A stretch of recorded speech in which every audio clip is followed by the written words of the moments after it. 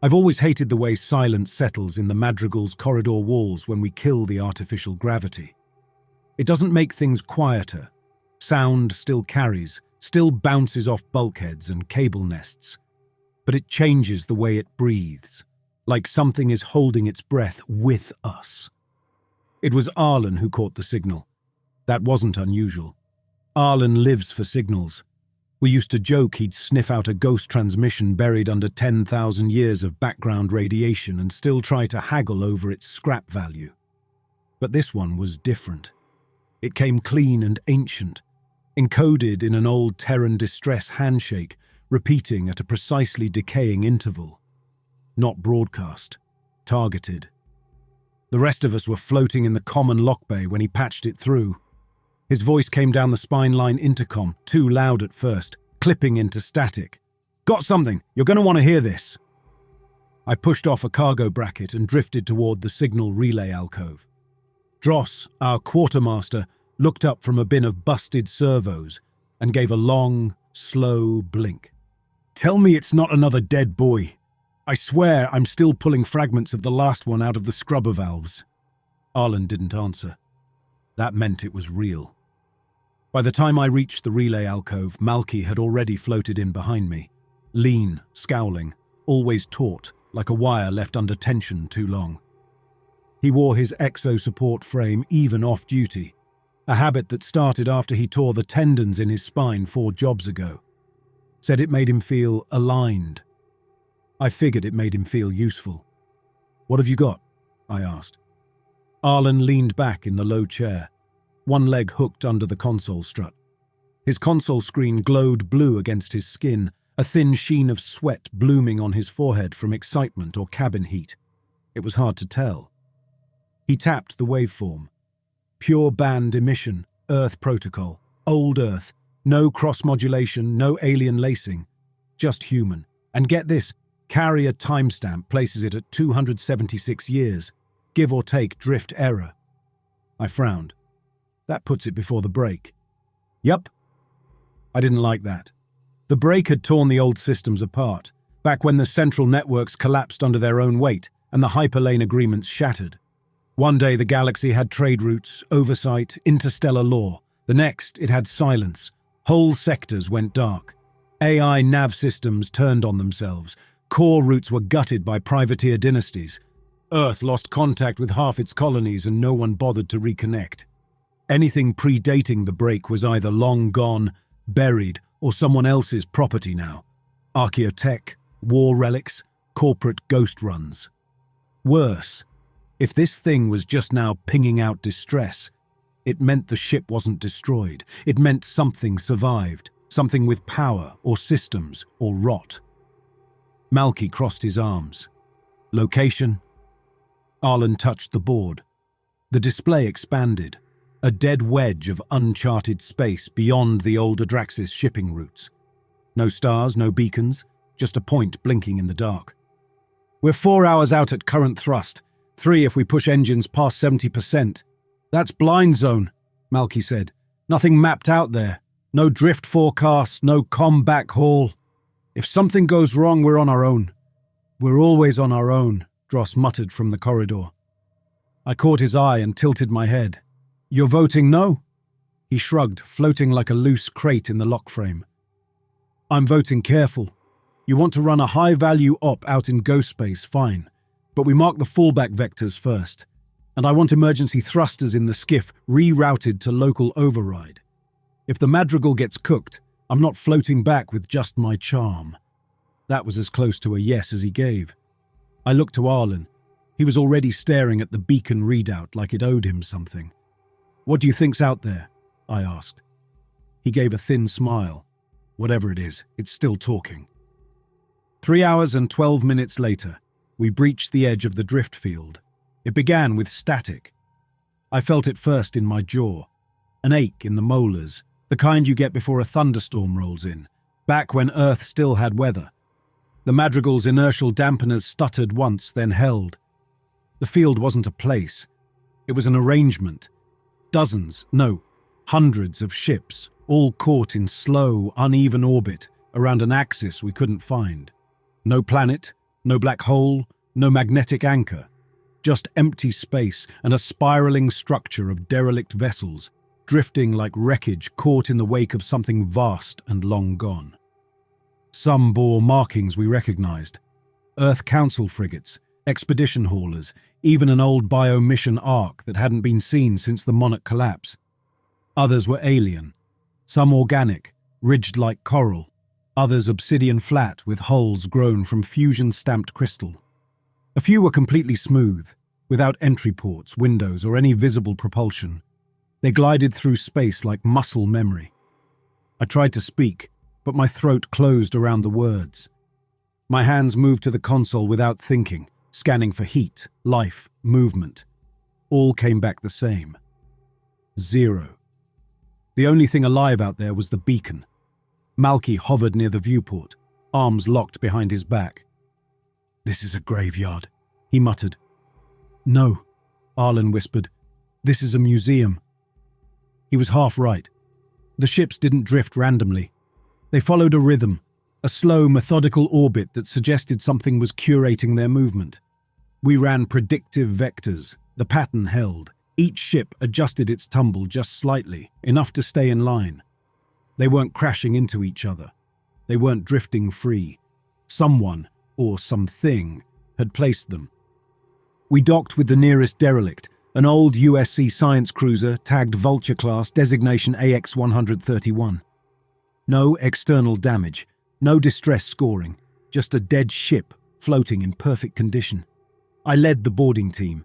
Malky followed, suit clicks tight, visor sealed. Dross stayed on the tether, mag locked to the hull with a pulse carbine in hand. Void-rated, compact, and chambered for hull-safe disabler rounds. You didn't bring slugs into a corpse ship. We'd seen too many bad things start with a quiet corridor. The airlock opened without resistance. No atmospheric pressure equalization. Just silence and cold. Inside, everything was still. We moved through engineering first. Tools lay on workbenches. A diagnostic tablet still blinked on standby, its battery somehow unexpired. In the crew mess, trays of uneaten food floated lazily in microgravity, sealed under plastifoil, untouched. And then, the first body. A woman frozen in mid-motion, one hand outstretched toward the wall as if reaching for something just out of frame. Her eyes were wide open, her mouth too. No scream, no injury, just arrested action. Then another, then 3 more. Each person we found had been frozen in the midst of doing something ordinary, adjusting a panel, climbing a ladder, brushing their hair. Some were upright, others halfway through a seated movement. All wore expressions of mild surprise, not terror or pain, just interruption. I checked vitals out of protocol habit. No pulse, skin temperature -13 Celsius, tissue integrity perfectly preserved. "What the hell is this?" Malky whispered. Dross floated ahead. He paused by a bulkhead, flashlight beam cutting across the far wall. "Sure," he said. "You need to see this." The corpses had been arranged, laid carefully in patterns, 2 in a line, 3 in a curve. Hands linked, heads tilted the same way. In one chamber, a spiral traced across the floor, bodies forming its lines like an organic crop circle, arms splayed in geometric angles. A datapad lay in the center. "Someone did this after," I said. "Post-mortem, or during," Malky muttered. Arlen's voice came in over comms. "You're not going to believe this, but we're seeing the same patterns on at least 3 other hulls. Spiral arrangements, ring formations. Looks like choreography." "Bodies?" I asked. "All of them. All intact." We floated in silence. "Pull us back," I said. "Get the madrigal sealed. I want everyone aboard right now. This isn't salvage. This is something else." That was when I saw it. Down the far end of the corridor, just past the engineering hatch. A figure. Tall, slender, unmoving. Its face was smooth, like molded metal left too long in acid. No eyes, no mouth, just 2 deep curves where features should have been. Its hands were long and folded over something resting against its chest. It stood among a group of bodies, gently touching the shoulder of one with one hand, while the other adjusted a bent arm into alignment. It didn't react to us. It continued arranging the dead, slowly, reverently, like someone assembling an old photograph. Malky drew his sidearm. "I've got movement." "Don't," I said. "Don't touch it." The air around us felt colder, though our suits held pressure. My fingers prickled in their gloves. Dross's face had gone blank. He was staring at one of the corpses in the spiral, mouthing something under his breath. I pulled him around. "What is it?" I thought it blinked at me." "It didn't," I said. "We're leaving." Behind me, the figure turned its head toward the center of the spiral, and then it knelt, slowly. One long limb reached down to adjust a fallen hand, placing it exactly parallel to a broken wrench. I didn't realize I was holding my breath until we were back in the Madrigal airlock and the cycle hissed home. We sealed the airlock, but I didn't feel safer. Dross sat on the deck beside the cargo lift, helmet still on, visor dimmed. He hadn't said a word since we disengaged from the Vulture, just sat there, elbows on his knees, like he was listening for something through the plating. Arlen hovered near the nav stack, rerunning drift projections like there was still a course to chart. "It's not just the Vulture. I've got visuals from 5 other ships. They're all the same. Bodies arranged, intact, and they're not just human." He brought up a feed from the Haradan shell. That's what we called it. Some kind of beetle-shaped alien cargo hauler, unknown markings, hull grown in repeating hex patterns. The drone footage drifted down a wide, multi-limbed corridor, like a ribcage. Bodies of some eyeless species were arched backward in synchronized posture, jaws locked open as if in chorus. Between each curved spine, personal effects had been placed. Tools, worn relics, data slates etched in an untranslatable pictoglyphic script. The shapes weren't random. Malky leaned over the console. "That's a ritual. Has to be. Some kind of funerary rite. We disturbed a necropolis." I shook my head. "Then why the human ships? The old Earth derelicts? The Vulture's crew wasn't dead long enough for culture to rot into myth." Arlen turned slowly, eyes shadowed. "You're assuming it started with the aliens." "It got worse after that. We boarded 2 more ships.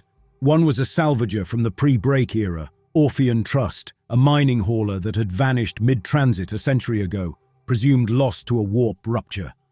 No signs of decompression or failure. Its log entries ended mid-word. The crew was there. 23 souls.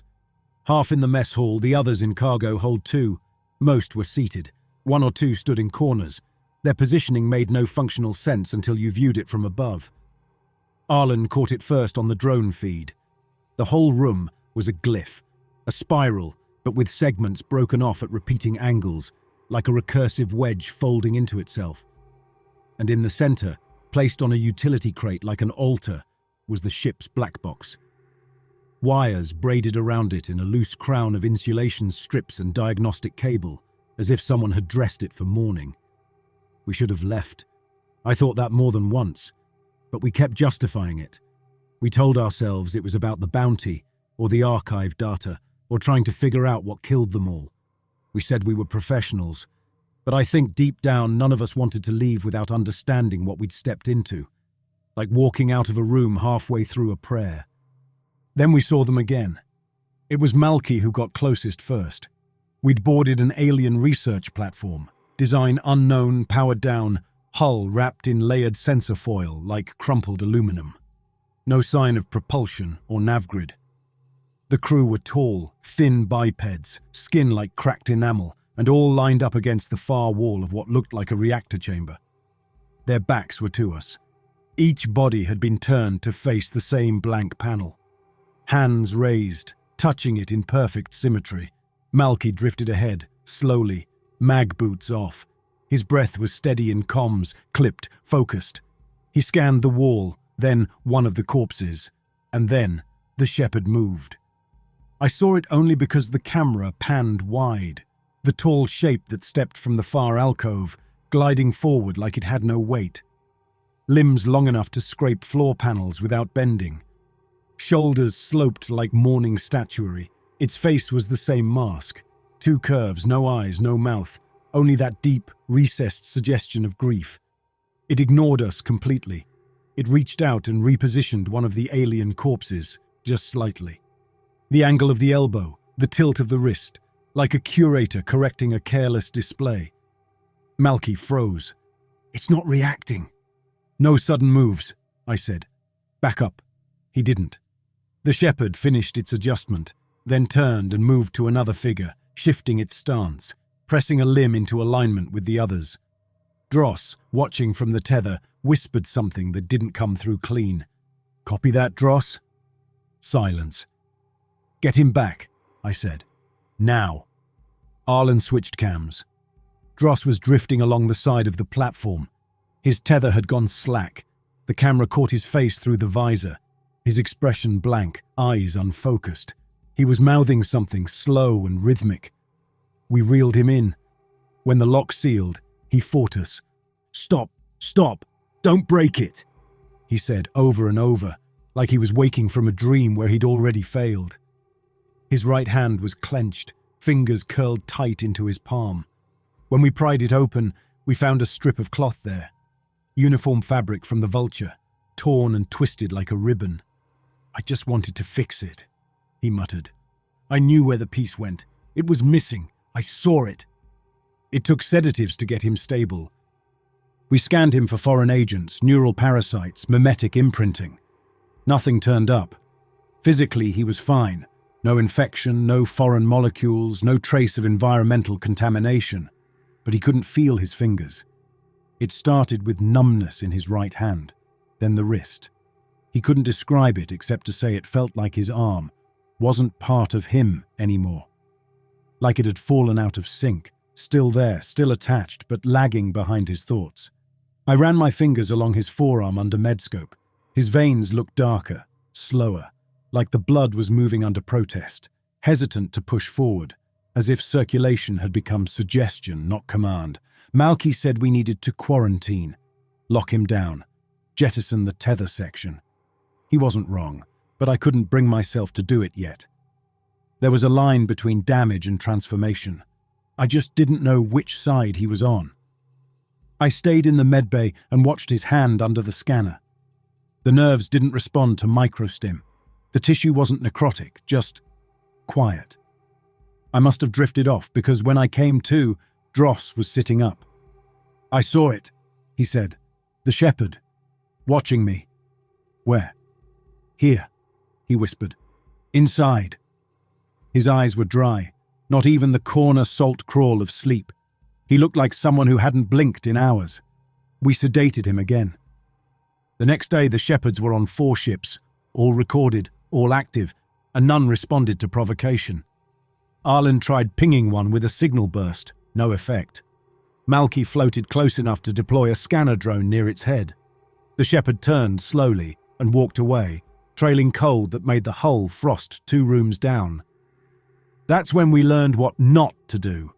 One of the drones snagged a corpse by accident, a foot caught in the retrieval claw. It dragged the body 2 meters from its position before the system shut down. The shepherd reacted. We caught it on 6 camera angles. The thing didn't screech or charge. It walked, slowly, straight to the displaced corpse, and then it raised one hand. Everybody in the chamber convulsed. They stood. Rigger slick limbs jerked upright, heads turned, jaws unhinged with a mechanical click. Then they moved, single file, toward the displaced body.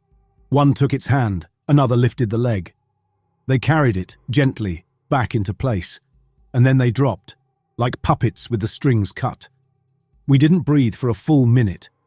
Malky finally said, "They're not hunters." "No," I said, "they're keepers." That was worse. A predator you can predict.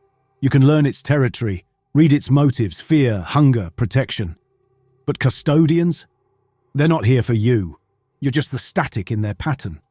A problem to be neutralized. We reviewed footage from earlier ships. One spiral was missing a body in the ring. Arlen enhanced the thermal overlay. There'd been a human crew member there. Only their boots remained.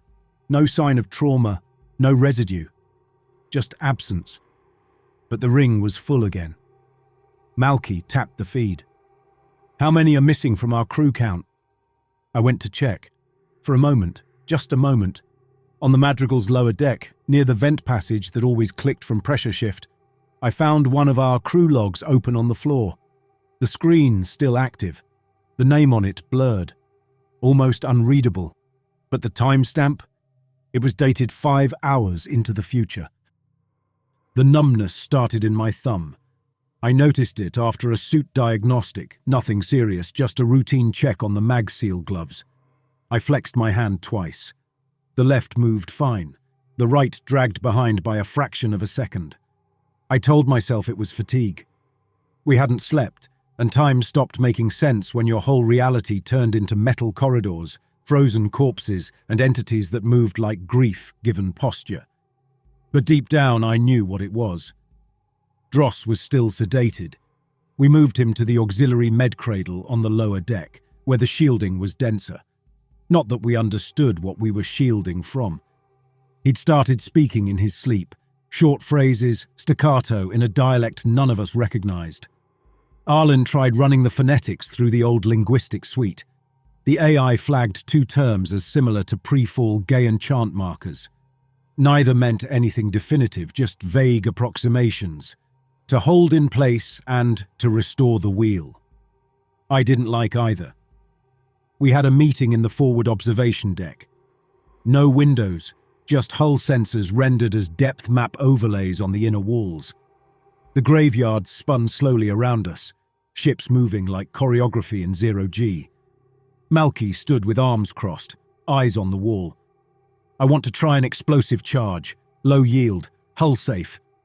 Arlen turned. "On what?" "One of the shepherds. We've been watching them walk around arranging bodies like some sort of cosmic janitors. I want to see what happens when we interrupt the cycle. Really interrupt it." I stayed quiet. I didn't like the word cycle, too close to the truth. "Worst case," Malky continued, "it reacts, then we know what we're dealing with. Right now we're blind." Arlen scoffed. "Worst case, the whole graveyard reanimates and folds us into its pattern like another body in a ring. You've seen them move. You saw what they did when the drone touched one corpse. That wasn't a reflex, that was coordination." Malky's voice rose. "Then you propose we just sit here and watch?" "Yes," Arlen said, "because watching is the only thing we've done that hasn't gotten someone hurt." They turned to me. I felt the silence settle between us, like the ship was listening too. "We test," I said, "but not direct contact. Remote detonation, on a corpse arrangement, not the shepherd itself." Malky's jaw clenched, but he nodded. "And if it comes for us?" I tapped my wrist, magnetized override, signal dead man switch. "We cut tether and run. The skiff's got burn loaded, we can leave." But we all knew we wouldn't. You don't walk into the heart of something like this and leave without an answer. Curiosity was a trap, but survival didn't taste like much either. The chosen ship was hybrid, part Earth colonial architecture, part alien biomech, fused along jagged welds that had somehow healed into place.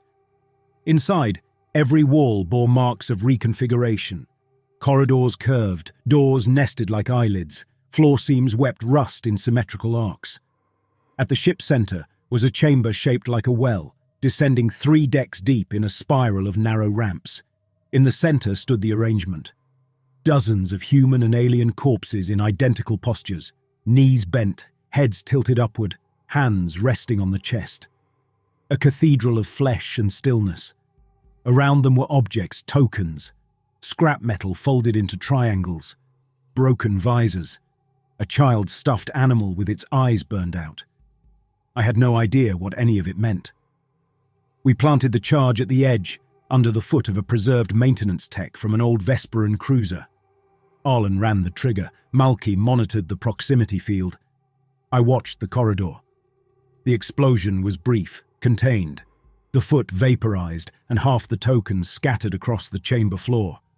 At first, nothing. Then one of the shepherds stepped into the room. It didn't rush. It didn't glance at us. It moved with the same slow grace as before. It walked among the bodies, examined the scattered wreckage, and then reached for a fresh corpse from the wall. A woman, intact. The shepherd lifted her as if she weighed nothing, positioned her where the foot had been, and bent her legs into place. Her jaw was slack. I think it had once been dislocated and then healed in death. It clicked when the shepherd closed it. Then it adjusted a token into her hands. A rusted wrench bent into a shape like a Mobius band. We left the chamber in silence. Later, Arlen pulled me aside. "You've been tracking the movement pattern." "Yeah." "Tell me I'm wrong," he said, and his voice was a whisper so tight it could have torn open. "You're not. The graveyard wasn't random. The ships drifted in mathematical arcs. The shepherds moved between them like caretakers tending garden rows. Every vessel we entered had one thing in common: a pattern of the dead, a central object, and a disturbance slowly corrected. Each disruption became a node, a new part of the design. The arrangements evolved. They weren't repeating. They were expanding. I pulled up my modeling sim, one I'd written for salvage trajectory analysis. I fed it the corpse layouts from 12 ships, adjusted for scale, and ran a recursive pattern projection. The shape it returned was a map of behavior. Every arrangement, every position, was a response to interference, a course correction. The shepherds weren't following orders. They were refining a solution. Somewhere inside me, I realized they were learning. I didn't share that with the others.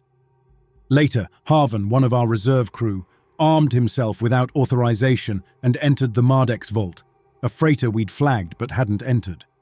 I don't know what he was trying to prove. Maybe he thought he could reason with the shepherds. Maybe he thought he could become part of something bigger than his insignificance. We found his body 3 hours later. It wasn't damaged. No sign of violence, just arranged. He'd been integrated into the wall of a corridor. Positioned. His back pressed into a curve, limbs locked in a series of fluid shapes like someone was drawing calligraphy with his bones. His mouth had been closed, sealed with what looked like ship seal foam. There were only 10 crew members left. I couldn't feel my thumb anymore, or my index finger. I stopped sleeping. Instead, I walked the Madrigal's underdecks and mapped the temperature gradient. Where it dipped below baseline, I flagged it. We called it Shepherd Cold. The lower deck, near Cargo Hatch 3, was beginning to shape itself. The crates were being moved, one at a time, always just a little off-center. I'd find tools laid out in parallel lines, spanners propped in right angles, gloves folded into mirrored symmetry, and always in silence. I opened the maintenance hatch to subdeck pressure routing. It was quiet, but not still. A breath. That's the only way I can explain it. Not in the auditory sense, but in the way the metal flexed, like lungs exhaling under strain. A moment later I saw bodies, not ours, arranged in the crawl space. 4 of them, laid in a crescent, arms linked at the wrist with data cable, their eyes still open and watching nothing. No shepherds in sight, but I felt them. You always feel them. Like something silencing the part of your mind that recognizes patterns, the part that makes sense of road signs, smiles, or symbols. That part just goes quiet. And when it does, it leaves space for something else to write over it. I backed out slowly. Didn't make a sound. Didn't sleep after that either. The numbness had reached my wrist. The skin beneath looked translucent, like it had lost its opacity. Capillaries faded, creases shallow, like I was being templated into something else. Malky came to me the next morning. He looked tired, more than tired, stretched thin, like his voice had to travel too far to reach his mouth. "We need to go," he said. I nodded. Then he added, "But first I want to see the spiral ship." That's what we'd taken to calling it. The dreadnought near the graveyard's axis. The one that never changed trajectory, that every other ship seemed to orbit like electrons caught in reverent decay. We hadn't approached it yet, because deep down we knew it was central. We suited up, and as we drifted towards the spiral ship, I realized something that I couldn't shake. We weren't going in to destroy, or even to understand. We were going in to see where we fit. The spiral ship had no name, no identifier, and no seams. It didn't look built. It looked grown. An orbital shell that had been coaxed into its shape by centuries of purpose we couldn't read. From a distance, it resembled a coil, like a fossilized ammonite, but closer, it became something else entirely. Its surface was neither metal nor stone, something in between, dark as oxidized blood. It absorbed the eye, made you feel as if your vision was being pulled in and slowed. We circled it 3 times before Arlen found a point of ingress, a thin line of heat in an otherwise dead exterior, a membrane that shifted when scanned. We entered through what I can only call an aperture. There was a soft give beneath the hull, as if the ship understood we wanted in and made room.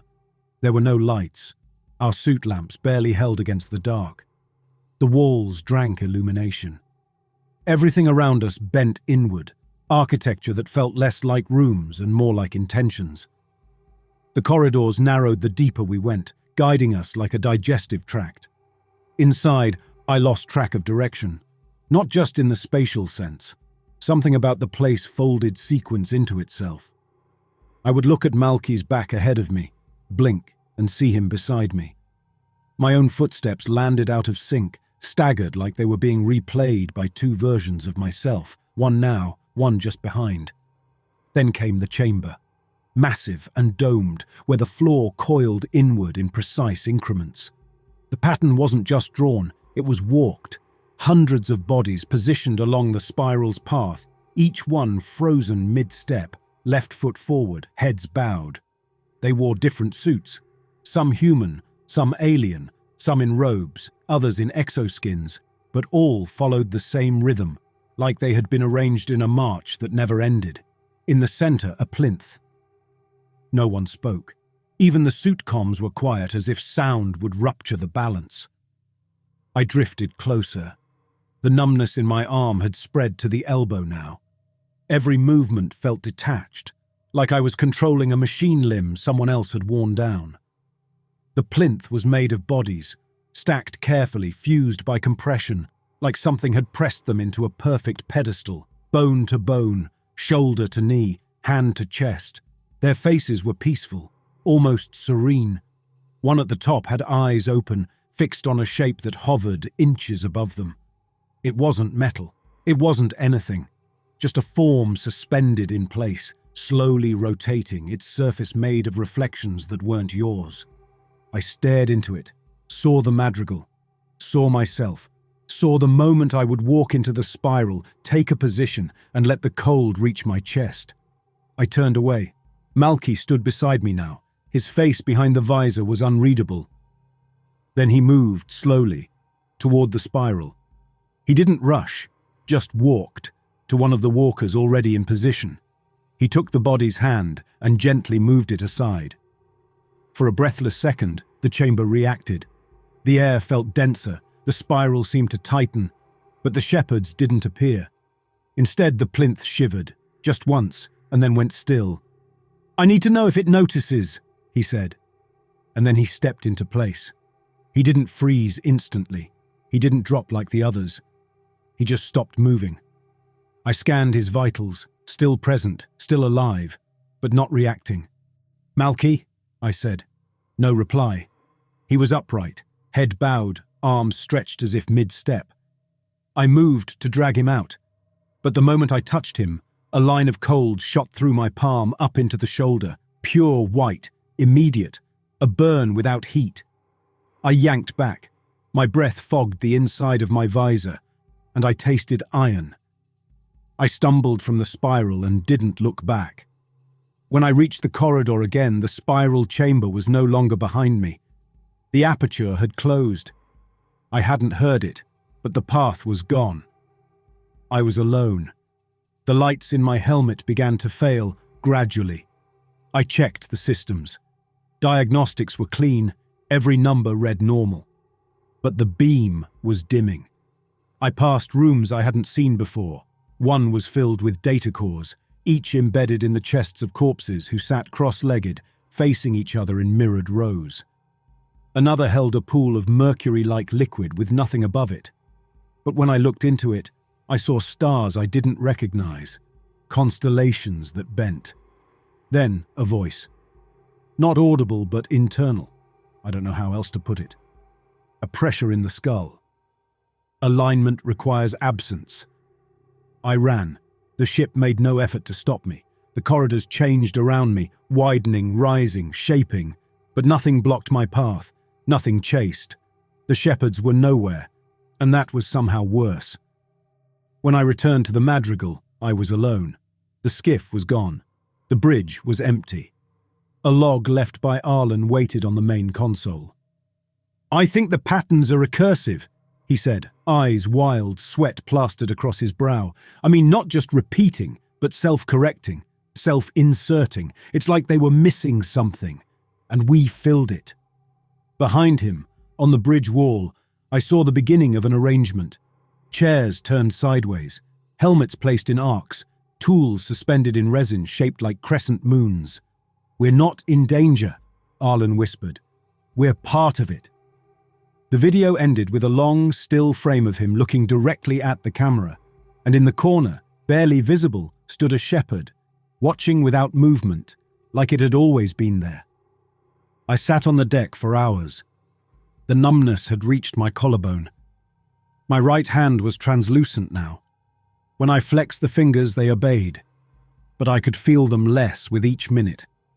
I tried reconfiguring my suit to stimulate nerve function. It didn't help. My skin no longer registered texture, only the vague presence of motion, as if my arm were trailing behind me through water.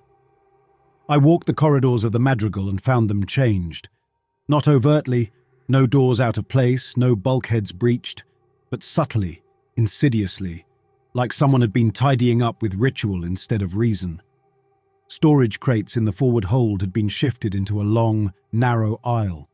Ration packs were arranged in neat rows, sorted not by content or origin, but by weight. Wiring bundles from the overheads now looped deliberately across the floor, 5 turns per coil, unbroken. I tried to ignore it, but every time I blinked I saw where I was supposed to stand. I made my way to Dross's quarters. The door opened halfway, then stuck, like it wasn't used to opening anymore. Inside, the lights stayed low. His boots were neatly positioned at the foot of the bunk, laces tucked. Inside one, a single glove had been folded into a perfect square, seams aligned, creases sharp. The room smelled of air scrubbers and static charge, and something like ash soaked in coolant. On the bed lay a page torn from our maintenance log. A spiral. Hand-drawn, smudged at the center where fingers had pressed too long, as if someone had lost track of the drawing halfway through and just held on. The moment my fingertips brushed the edge, the room shifted. My feet were still on the floor, my eyes still open, but my perception dropped, like a pressure door slamming behind the mind. I was somewhere else, walking down a corridor that wasn't the Madrigal's. It was wider, older, lined with open suits, all upright, all empty. They faced inward, toward a central path. My boots made no sound on the metal. Each step landed precisely in shallow indentations, like the path had been walked before, many times by feet shaped like mine. Each pace was counted. I couldn't hear the count, but I felt it, like someone was marking my rhythm, adjusting it, measuring for fit. I tried to stop. I couldn't. I turned once, slowly, against the grain of the motion. There was no one behind me, only an empty suit that looked like mine, standing where I had just walked, held upright by unseen arms. Its fingers matched mine exactly, down to the scar along the knuckle where I'd burned myself on a live conduit 2 years ago. I staggered back and snapped upright in the lock bay. I didn't remember walking there, but I was already suited up, helmet sealed. And across the airlock door someone had marked a spiral in oil, pressed, with a single finger, the same width as mine. I stared at it for a long time, my hand hovering just over the center, and wondered how many others had done the same. I wasn't going to let this place decide how I ended. The escape capsule I'd seen aboard the spiral ship wasn't a hallucination. I remembered its shape clearly. Curved plating wrapped around a single cryo-seal pod, the kind you only saw on pre-break research craft. I gathered what I could from the madrigal. A strip of med-gel insulation, an aux power cell to trick the capsule's biosignature scanner, and my tools, cutters, signal rewirer, and a vibro spike I kept for hatches that didn't want to be opened. My right hand no longer obeyed for fine work. I wrapped it tight and taped it to my thigh to keep it from drifting. There were no more footsteps on the ship. No more crew, only arrangements. I took the skiff without powering its beacon, a silent drift on cold gas venting toward the spiral ship. It loomed like a coiled leviathan ahead of me, unmoving in its sacred stillness. The aperture opened when I reached it like a breath drawn in. I knew the chamber I needed, the second ring below the plinth. It had a section of the spiral that was incomplete. 4 bodies formed a broken curve, with a 5th missing. The space left behind was narrow, upright. I climbed down and took my position. I pressed my back to the curved wall, bent one knee, turned my head 5 degrees toward the body beside me. It was a man. Middle-aged, face slack, suit torn at the wrist, skin like wax. His eyes were open, and for a moment I wondered if he'd placed himself here too. I wrapped his arm around mine, and I stopped moving. I slowed my breath to baseline, shallow even. Every twitch, every tremor, I silenced. I let the numbness rise through my chest like tide water. I counted the seconds against my pulse, but I didn't rush. Minutes passed. The temperature dropped, like breath against the back of the eye. It entered the chamber. I didn't turn, didn't flinch. The suit readouts began to lag, as if the systems didn't want to confirm what was there. The shepherd passed in front of me. Its face was the same unreadable mask, grief molded into symmetry. It moved between bodies with its slow, consecrated patience, adjusting a hand here, tilting a chin there. It paused in front of me. It reached out, its fingers brushed my helmet, then my shoulder. I held still, my vision narrowed. I tasted metal in the back of my throat. The shepherd leaned in. One long limb moved between me and the corpse beside me. With infinite care, it lifted the man's arm and curled it further around my torso, placing the hand against my lower back. Then it stepped back. I realized what it had done. It was embracing me, fitting me into the configuration. And it moved on. The shepherd left, never glancing back. 1 hour, maybe 2. I counted breaths until I could no longer trust the numbers. Then I moved, slowly, precisely, as if any sudden gesture might summon it again. I unwrapped the dead man's arm, peeled it away gently. My right leg shook, barely functioning. The left carried me down the hall, dragging the bad side behind me. I reached the lower conduit, crawled into a narrowing vent. It sloped upward, too steep for convenience, too curved to be accidental. The pod was there, exactly where I'd remembered, wrapped in partial shielding, cryo-sealed, still active. The hatch recognized the aux power cell and opened without question. Before sealing the capsule, I rerouted the outer beacon to short range. I didn't want anyone else finding this place. Not again. As the capsule closed, I felt a pull across my chest. My right arm no longer moved. I couldn't feel my ribs expand. But my mind was intact. My name was still mine. I held on to that. The pod detached from the spiral ship with a quiet jolt and drifted into open dark. I don't know how long I was under. The pod had no internal clock, or if it did, it refused to show me. I drifted across unknown space, systems keeping me just above unconsciousness. When I finally saw stars again, familiar ones, I cried. The suit couldn't detect it. The systems were too degraded. But I cried anyway, into a helmet that no longer showed my reflection. I never went back to salvage. Tried station-side work for a while. Docking diagnostics, hull inspections, long-haul traffic audits. Anything quiet. Anything that didn't involve entering a dead ship with lights off and systems still warm. Eventually, I stopped even pretending. I drifted from habitat to habitat, hauling my half-numb body like luggage. These days, I find myself in places like this, outposts built inside old fuel drums or converted comet cores, the kind where no one asks your name and the drinks taste like solvent cut with nostalgia.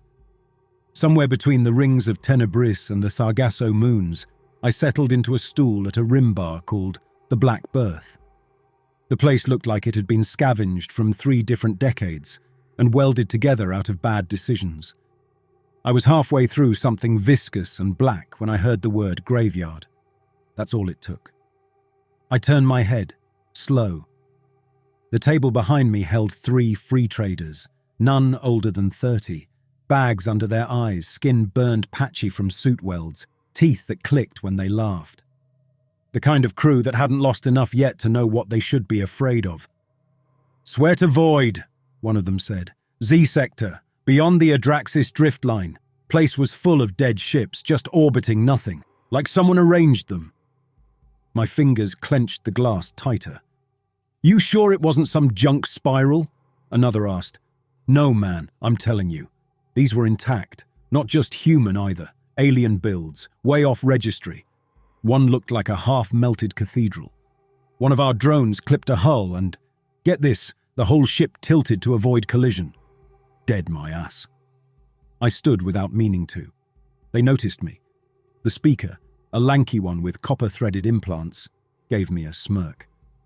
"Something to add, old-timer?" I walked over, drink still in hand. "You left anything behind?" I asked. "What? In the graveyard? Did you leave anything behind?" He raised an eyebrow. "We didn't dock, just ran a scan and bounced. Got bad readings. EM shadow was thick. You've been there?" I stared at him, long enough for the room to take notice. The bartender paused mid-wipe. The background drone of old music skipped a beat. "No," I said finally. "I never made it that far." He snorted, relaxed. "Didn't miss much, just bones and silence." "No," I murmured, turning away. "They were placed there."